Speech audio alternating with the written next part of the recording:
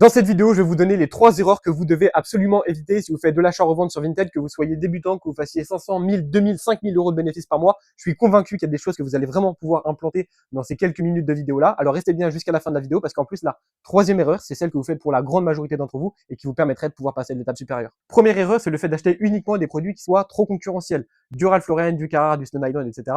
J'imagine comme tout le monde, c'est des choses que vous avez déjà fait, que moi j'ai déjà fait également et je vais vous partager comment vous devrez fonctionner à l'heure actuelle. Vous pouvez toujours acheter des produits concurrentiels, je vous dis pas d'arrêter à 100%. Simplement, il ne faut pas que ça représente 100% de votre stratégie. Par exemple, si je prends ma stratégie à moi, ça représente à peu près 10-15% et les 70-80% restants, là, ça va être purement des marchés oubliés. Le plus important à comprendre sur Vinted, c'est qu'en réalité, c'est la loi de l'offre et de la demande qui dirige le marché. C'est-à-dire que vous allez avoir la demande d'un côté et l'offre de l'autre. Et votre rôle à vous, c'est de comprendre au mieux la demande qu'il y a sur le marché. Okay, donc l'idée, ça va être de pouvoir cibler un persona. Donc, quand je dis un persona, ça va être une cible très précise, comprendre leur méthode de consommation, comment elles achètent, comment elles réfléchissent, quels produits, quelle matière, quelle couleur leur permettrait de pouvoir passer à l'achat. Et plus vous allez avoir ces données-là, ces datas, plus du coup vous allez pouvoir ajuster votre positionnement, votre offre, et donc derrière aller vendre davantage, également à de meilleurs prix. C'est vraiment ce que l'on fait avec les marchés oubliés. Ça nous permet d'aller chercher des femmes de 30 à 40 ans qui ont un gros pouvoir d'achat, qui ont une certaine situation financière, qui travaillent depuis 15-20 ans peut-être dans une entreprise, et donc du coup qui ont les possibilités d'acheter ce genre de produit-là à 90, 100, voire même plus. Ce que vous devez également comprendre, c'est que le marché sur Vinted, il est énorme.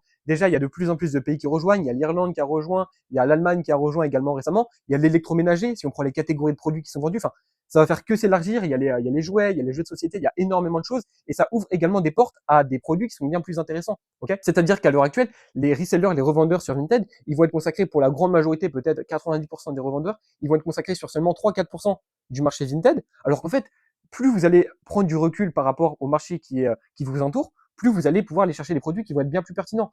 Par exemple, les accessoires pour femmes, c'est quelque chose de très intéressant. Moi, cet été, j'ai énormément tourné avec les produits pour femmes, les robes pour femmes. C'est des produits qu'on va acheter à peu près une quarantaine, cinquantaine d'euros, qu'on va vendre plus de 100 euros parfois, avec de gros bénéfices. Ok, on va pas faire des coefficients multiplicateurs énormes, on va pas faire du x7, x8. Par contre, en termes de marge nette, quand on achète un produit 40 euros, on le vend 120 euros, enfin plutôt du coup en marge brute, on va faire 70, 80, 90 euros de marge brute et après il y a l'URSSAF qui va venir bien sûr. Voilà, donc pour résumer sur la plus grosse erreur que vous devez absolument éviter, c'est vraiment faire que des produits concurrentiels. Vous pouvez en faire, on arrive sur le 4, vous pouvez en faire, mais ça ne doit pas représenter 100% de votre stratégie. Plus vous allez avoir un catalogue de produits qui va être important, donc un scaling horizontal, ok, élargir vos catalogues de produits, le nombre de produits sur lesquels vous allez être présent, mieux ça va être pour vous parce que si admettons Ralph Lauren, bah, le prix chute, vous allez être impacté à 100%. Alors que si vous avez un catalogue large, derrière ça va pas trop vous impacter, vous allez quand même pouvoir faire de bons résultats. Et dès lors que vous avez un catalogue large de produits, vous allez pouvoir aller scaler en vertical et là ça veut dire du coup aller chercher du volume. L'idée derrière c'est vraiment de pouvoir bien comprendre les marchés oubliés, aller chercher des produits qui soient pertinents à l'achat, où on va faire du x2, x2,5, mais où il y a très peu de concurrence, on va chercher une clientèle des femmes, des acheteuses compulsives,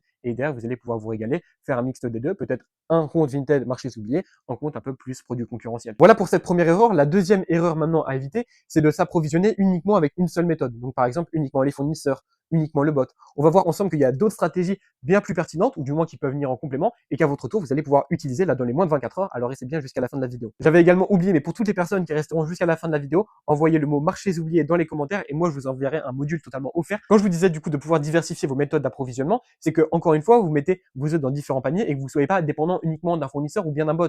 Il y a beaucoup de gens qui font l'erreur d'être dépendant uniquement d'un bot. Ce qui veut dire que par exemple, si le bot est down, ne marche pas pendant quelques heures, quelques jours, en fait, leur business ne tourne quasiment plus. Donc l'idée, c'est vraiment de pouvoir se diversifier. Et je vais vous donner également des méthodes qui sont totalement variées et qu'on n'entend pas parler. Il y a par exemple tout ce qui va être le reshipping, donc pouvoir acheter sur le Vinted anglais. Il y a un marché anglais qui existe hors le marché qu'on connaît, France, Allemagne, etc., Italie, Portugal, parce que du coup, il y a le Brexit. Ce qui fait qu'il y a un marché seul en Angleterre, où là, les gens ont 2-3 ans de retard au niveau de l'achat-revente, donc vous allez avoir des prix qui vont être bien moins importants, qui vont être beaucoup plus bas. Vous allez pouvoir acheter là-bas et du coup vendre en France. On a également créé une vidéo YouTube par rapport à ça, je vous la mettrai juste au-dessus. Et vous avez également du reshipping qui est possible dans les pays de l'Est. Okay, je ne sais plus exactement la liste totale des pays, mais il y a notamment la République tchèque et d'autres pays qui ne sont pas sur le marché à nous, enfin notre marché à nous. On ne peut pas acheter sur des produits des personnes qui sont en République tchèque. Okay, donc ça c'est pareil, c'est un autre marché que vous allez pouvoir utiliser. Vous avez les groupes Facebook, il y a énormément de groupes Facebook, vous pouvez faire du B2B avec d'autres personnes. Il y a également la possibilité de se fournir aux Philippines, en Asie, etc. Il y a des marketplaces, il y a des fournisseurs. Vraiment, essayez de vous élargir encore une fois par rapport à ce que vous connaissez déjà de base, c'est très bien. Vous avez peut-être un fournisseur que vous avez découvert sur Flick, vous avez peut-être un bot ou autre, peu importe. Mais essayez derrière de vous élargir à ce qui se propose. Si vous avez pour ambition d'en faire un bon revenu complémentaire ou même un gros revenu principal, encore une fois, Bah, l'idée derrière, c'est de pouvoir avoir une vision pérenne et sortir de la vision business de collégien. Réellement, il y a une énorme opportunité autour de l'achat-revente Vinted depuis maintenant plusieurs années. Et je pense qu'au fur et à mesure, ça va devenir un peu plus professionnalisant. Les gens vont comprendre vraiment que, bah, en fait, on peut faire de bons résultats et vraiment avoir une activité sérieuse.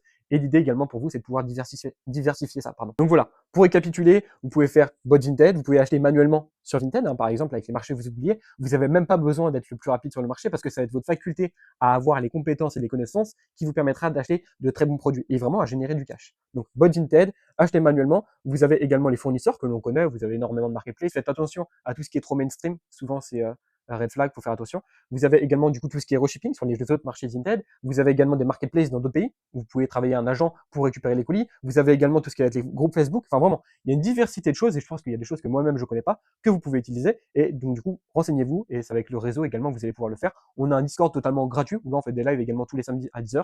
Vous avez également le lien dans la description. Voilà, comme ça on pourra voir avec vous ce que vous pourriez mettre en place. Et enfin, la troisième et dernière erreur que vous devez absolument éviter, c'est le fait de ne pas traquer vos résultats. Je m'explique. Tout le monde, ou pour la grande majorité d'entre vous, vous avez plus ou moins un tableau de stock qui est plus ou moins mis à jour, etc. Je vais vous expliquer pourquoi vous devez avoir quelque chose, des KPI. Donc quand je dis KPI, vraiment des données ultra précises. Plus vous allez avoir des données précises concernant votre business, votre activité, plus vous allez prendre les bonnes décisions. Okay. Est-ce que à l'heure actuelle, si je vous demande exactement sur chacune de vos commandes combien vous avez fait de bénéfices, quel produit vous rapporte le plus, quelle couleur de produit vous rapporte le plus, quelle taille vous rapporte le plus, est-ce que vous pouvez me donner vraiment les données précises? Peut-être pour certains, oui, tant mieux. C'est-à-dire que j'imagine vous générez de beaux résultats. Mais pour certains, vous êtes incapable peut-être de me sortir un tableau de suivi avec tout votre stock, etc., qui soit cohérent. Ok. Pas seulement le bénéfice que vous avez fait, mais vraiment avoir des données bien précises. Parce qu'une fois que vous avez ces données-là, vous avez juste à faire en fait ce qui marche le plus. Okay, ça se trouve que sur des commandes fournisseurs, vous êtes à un taux de marge de x1,2. Okay, alors que peut-être sur une autre commande fournisseur, vous avez fait du x2,5.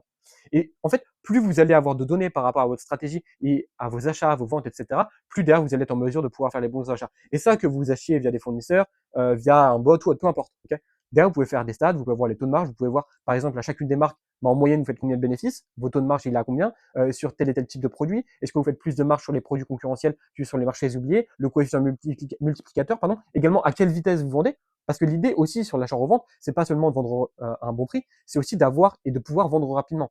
Parce qu'en fait, l'achat-revente, c'est un business qui est capitalisant. Plus vous allez avoir d'argent, plus vous allez pouvoir faire d'argent. Pourquoi? Parce que vos bénéfices vont être réinjectés.